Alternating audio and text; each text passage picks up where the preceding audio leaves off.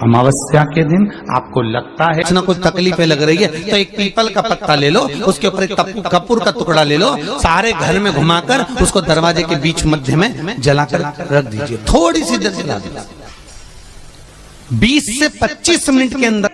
स्वयं गुरु बाबा कहते हैं, राम सुनो, यदि कोई आरती में पूजन में घर में एक कपूर का टुकड़ा आरती के बाद में जब समर्पित करेगा तो उसको अश्वमेध यज्ञ का पुण्य प्राप्त हो जाएगा। अश्वमेध यज्ञ के पुण्य को पाने के लिए कपूर का टुकड़ा आज भी आरती में जलाया जाएगा, आज भी। एक कपूर का टुकड़ा सुखा का, इसीलिए हमारे यहाँ शास्त्र कहता है महाराज, जब आपको घर में अगर ऐसा लगने लगे कि 15 दिन से बहुत बेचैनी है, बहुत दुख तकलीफ लग रही है, कोई ना कोई बीमार पड़ रहा है, कुछ ना कुछ तकलीफें लग रही है, तो एक पीपल का पत्ता ले लो, उसके ऊपर एक कपूर का टुकड़ा ले लो, सारे घर में घुमाकर उसको दरवाजे के बीच मध्य में जलाकर रख दीजिए। थोड़ी सी देर जला दीजिए, 20 से 25 मिनट के अंदर मकान में एनर्जी वापस आ जाएगी, उस भवन में एनर्जी वापस प्राप्त हो जाएगी। अमावस्या के दिन आपको लगता है कि हमारे पूर्वजों का उद्धार नहीं हुआ, हमारे पूर्वजों का कल्याण नहीं हुआ, कहीं अधोगति में कोई चला गया है, उसका बस एक बार, रोज नहीं जरूरत है, प्रतिदिन जरूरत ही नहीं, महीने में एक बार अगर अमावस्या के दिन भी आपने चंदन के थोड़ा सा चंदन अगर मेरे देवाधिदेव महादेव को 7 स्थान पर समर्पित किया है। अशोक यहाँ पर वर्णन कर रही है, मैना, धन्य और कला की कथा कर रही है। तीनों ने सनकादि ऋषियों से मांगा। चंदन भगवान को अति प्रिय होता है और चंदन ही एक ऐसा होता है जो पितरों को भी प्रिय होता है, जिसका स्पर्श मात्र लगने से पूर्वजों का कल्याण हो जाता है। वो चंदन 7 स्थान शिवलिंग के बताए हैं, जहां पर भूल से भी अगर कोई चंदन की उंगलियां लगा देता है, 7 स्थान ऐसे हैं जहां चंदन की मात्र उंगलियां लगा देने से ही शिव पितृलोक के पितरों को मुक्ति प्रदान करके वैकुंठ लोक का निवास दे देते। 7 स्थान,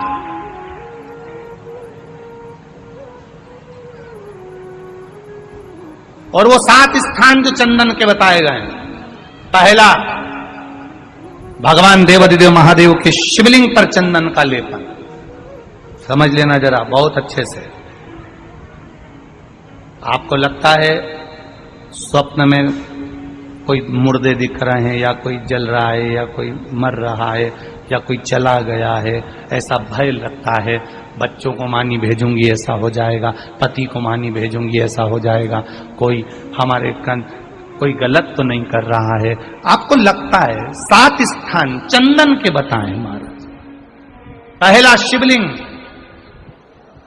दूसरा जहां गणेश जी का स्थान है, मालूम है ना सबको, जम के बोलो जरा, मालूम है ना सबको, जहां गणेश जी का स्थान है वहां अलग से गणेश जी बैठे, वहां नहीं।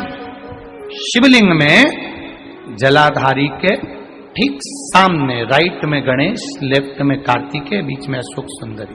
तो पहला चंदन बाबा के शिवलिंग पर, दूसरा गणेश जी पर चंदन की उंगली, तीसरा षडानंद कार्तिकेय पर चंदन की उंगली, चौथा अशोक सुंदरी पर चंदन की उंगली, पांचवा जलाधारी पर चंदन की उंगली, छठा जो शिवलिंग का जल बह रहा है इसके ठीक विपरीत की ओर चंदन की उंगली, और 7वां चंदन नंदी के मस्तक के ऊपर जो 2 सींग लगे रहते हैं उस पर चंदन की उंगली। ये कब लगाई जाती है? या तो अमावस्या के दिन आपको लगता है कि हमारे पूर्वजों का उद्धार नहीं हुआ, हमारे पूर्वजों का कल्याण नहीं हुआ, कहीं अधोगति में कोई चला गया है, उसका बस एक बार, रोज नहीं जरूरत है, प्रतिदिन जरूरत ही नहीं, महीने में एक बार अगर अमावस्या के दिन भी आपने चंदन के थोड़ा सा चंदन अगर मेरे देवाधिदेव महादेव को 7 स्थान पर समर्पित किया है। अशोक यहाँ पर वर्णन कर रही है, मैना, धन्य और कला की कथा कर रही है। तीनों ने सनकादि ऋषियों से मांगा। चंदन भगवान को अति प्रिय होता है और चंदन ही एक ऐसा होता है जो पितरों को भी प्रिय होता है, जिसका स्पर्श मात्र लगने से पूर्वजों का कल्याण हो जाता है, वो चंदन का।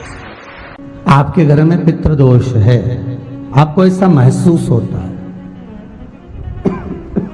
आपको लगता है, तो किसी भी नवरात्रि के पहले जो अमावस्या पड़ती है, मान लो अपन अमावस्या पड़ी, आप एक अंदाजा लगाइए, तो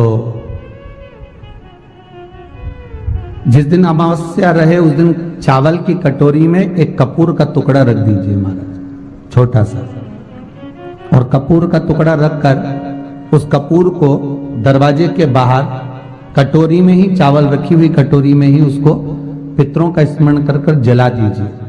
और जलाने के बाद उस चावल को कहीं भी किसी भी वृक्ष की छांव में पक्षियों के लिए डाल दीजिए। शिव महापुराण की कथा कहती है, अगर मान लो पितर आपको कष्ट दे रहे हैं, पितर आपको तकलीफ दे रहे हैं, कोई काम नहीं होने दे रहे हैं, या कहीं आपको ऐसा लगता है कि पितरों का दोष है, तो वो पितृ दोष देवी, अब ये जो आप करेंगे ये कब कर रहे हैं? अमावस्या के दिन आप उसको रख रहे हैं, अमावस्या के दिन उसको रखकर रात भर आपने रखा कपूर के साथ में, सुबह एकम पड़ गई, नवरात्रि लग गई, उसी दिन उसको जलाकर आपने पटक दिया, अर्थात उससे देवी और पितृ इन दोनों का आशीर्वाद जो प्राप्त होता है, तो घर में से पितृदोष समाप्त होकर लक्ष्मी की वृद्धि प्रारंभ हो जाती है, कार्य में सिद्धता आ जाती है।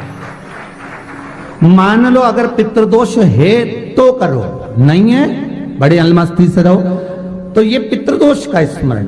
तो यहाँ शास्त्र कह रहा है कि पितरों का जो लोक होता है, पितर जो लोक होता है, उस पितृलोक में 64 योगिनियां प्रवेश नहीं करती। शिव महापुराण कर रही है, शंकर की कथा कर रही है।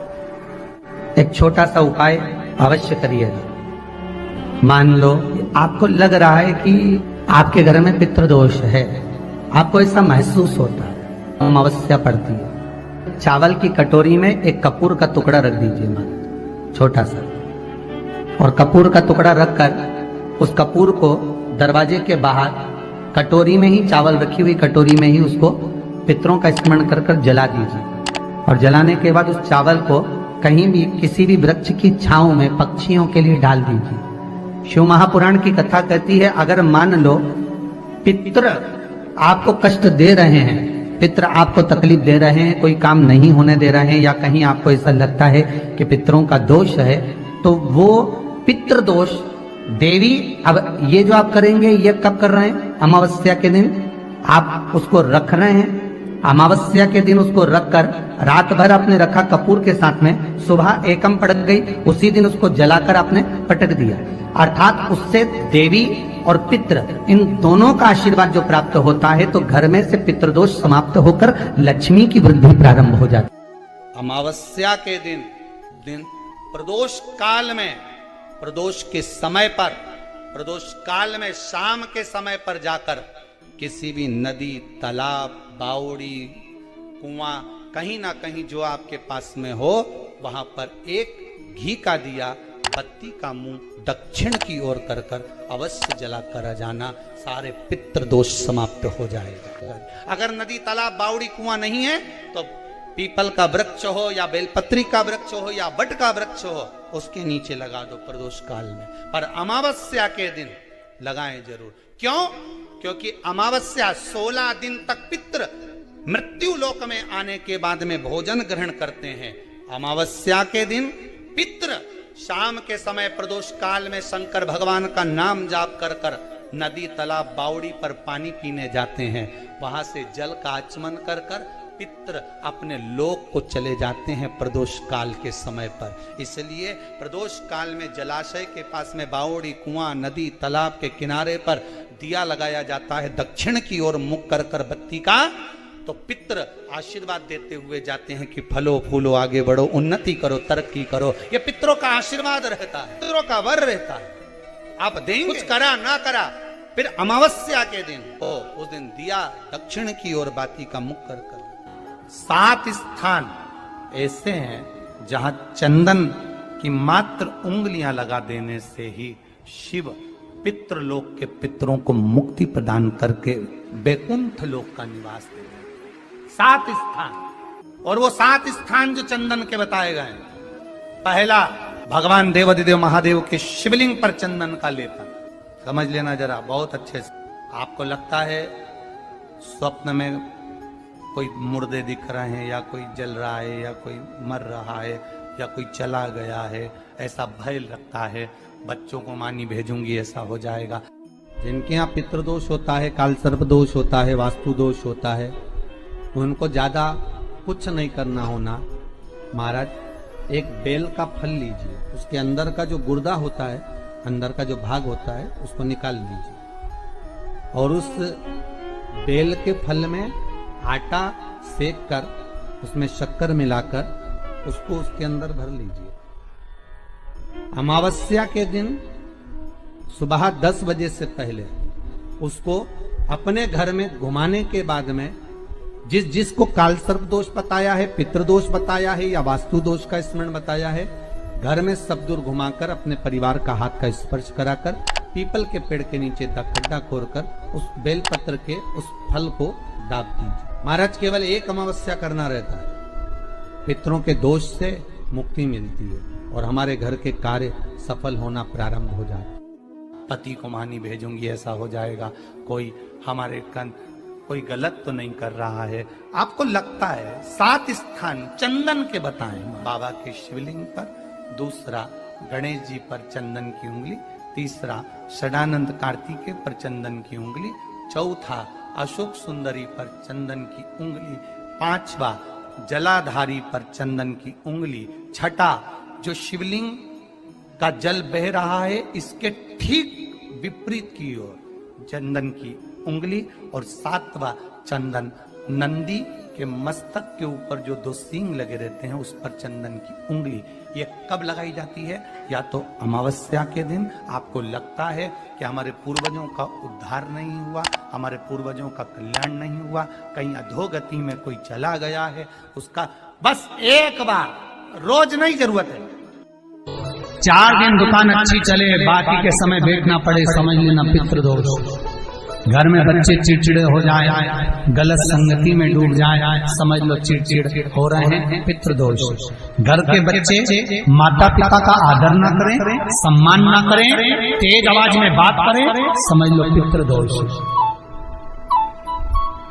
पितृदोष मालूम पड़े। और इतने से भी अगर आप नहीं समझ सकते, परिवार का कोई एक व्यक्ति जब जब भोजन करने बैठे तब तब उसकी थाली में बाल आए, भले वो होटल में खाए तो भी बाल आ जाए, वो कहीं खाना खा रहा है तो बाल आ जाए। 8-15 दिन में, 4 दिन में, 3 दिन में, 2 दिन में, 6 दिन में आपकी थाली के भोजन में अगर बाल निकल रहा है, केश निकल रहा है, समझ लेना कि पितृ आपसे कुछ मांग रहे हैं, पितृ आपसे कुछ चाहते हैं। महाराज, एक बेल का फल लीजिए। क्या लेना है? बेल का फल, बेलपत्री का जो फल होता है उसको ले लो, उसके अंदर का जो गुर्दा होता है, अंदर का जो भाग होता है, उसको निकाल लीजिए, और उस बेल के फल में आटा सेक कर उसमें शक्कर मिलाकर उसको के अंदर भर लीजिए। अमावस्या के दिन सुबह 10 बजे से पहले उस बेल फल में जिसमें तुमने पंजेरी भरी है, आटा सेक कर भरा है शक्कर के साथ में, उसको अपने घर में घुमाने के बाद में जिसको काल सर्प दोष बताया है, पितृदोष बताया है, या वास्तु दोष का स्मरण बताया है, घर में सब दूर घुमाकर अपने परिवार का हाथ का स्पर्श कराकर पीपल के पेड़ के नीचे तक खड्डा खोदकर उस बेलपत्र के उस फल को दाब दीजिए।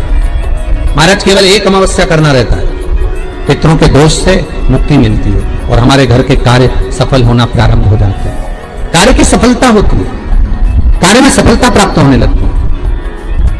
हम तो कई बार कहते हैं महाराज जी, अगर ऐसा लगे किसी औषधि को आप ले रहे हैं, मालूम पड़े कि औषधि आपको लग नहीं रही है, शिव महापुराण की कथा करेंगे, मान लो औषधि आपको नहीं लग रही, आपने औषधि बहुत दिनों से ले रहे हो, कोई दवाई, मान लो आप किसी भी दवाई को ग्रहण कर रहे हैं और वो औषधि लगी नहीं रही है, वो शरीर को लगी नहीं पा रही और आप ठीक ही नहीं हो पा रहे, 15 दिन हो गए, 8 दिन हो गए, बताओ, उतना की उतना ही कैटरीना है, उतना ही उतना अपना भरा हुआ, वही की वही लीवर, वही की वही किडनी, वही की वही स्मरण, सभी कुछ वही वही है, उतने की उतना ही।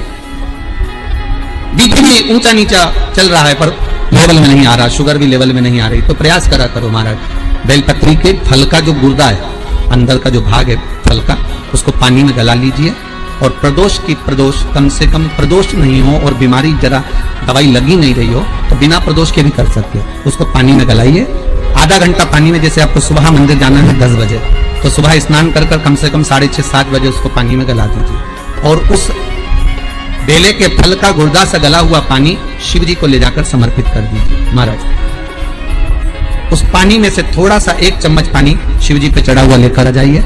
उस पानी को जो बीमार व्यक्ति है उसको औषधि देने से पहले मात्र आधी चम्मच से भी आधा चम्मच उसको दे दीजिए। भगवान शंकर का श्री शिवाय नमस्तुभ्यम का जाप कर उस पानी को देने के बाद अगर आप औषधि देंगे तो ये पक्का है कि औषधि अपना कार्य करना पाएगा।